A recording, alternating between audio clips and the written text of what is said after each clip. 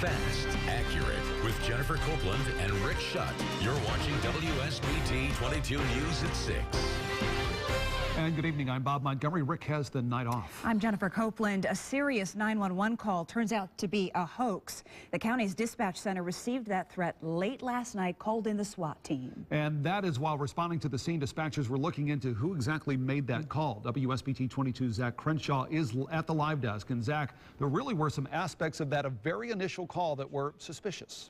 Red flags, as they called them, Bob. The first was that the call came in on an administrative line, not the 911 line. The call was made anonymously, and finally, dispatchers said the call didn't feel natural. They still had to take the threat seriously, though, and responded as if lives were on the line.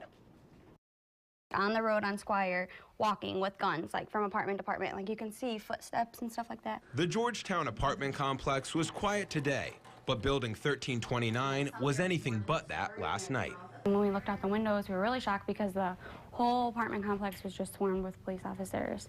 And then we look out the peephole out of our door, and there's officers standing there with like huge guns, vests on, like all suited up. Chelsea Schimmel lives across the hall from where police were told people were in serious danger. Reported as a serious felony crime with serious injuries. Chelsea was scared for her 4-month-old son when she saw her apartment surrounded. Why are they out here? What is happening? Like, is there something that we need, where we need to go? Police have questions too. We're not exactly sure what the purpose of it was. The act of calling in a fake threat on someone is called swatting, and it's sometimes done by video gamers. It's usually one of two things. It's usually directed towards a specific person to harass that person, or it's just in general to be a thorn in the side of public safety and make them send a lot of resources. A lot of times, these swatting calls can be difficult to solve, but that isn't stopping the St. Joseph County Police from trying. We have some technical investigators who are pretty savvy with computer work.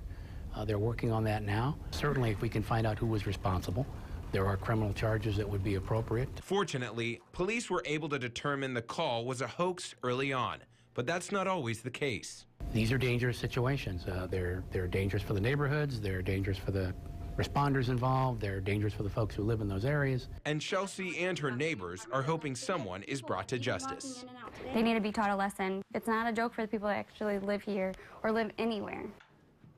And while these crimes can be tough to solve, a Nevada man is being prosecuted for an Illinois swatting incident just a couple of weeks ago.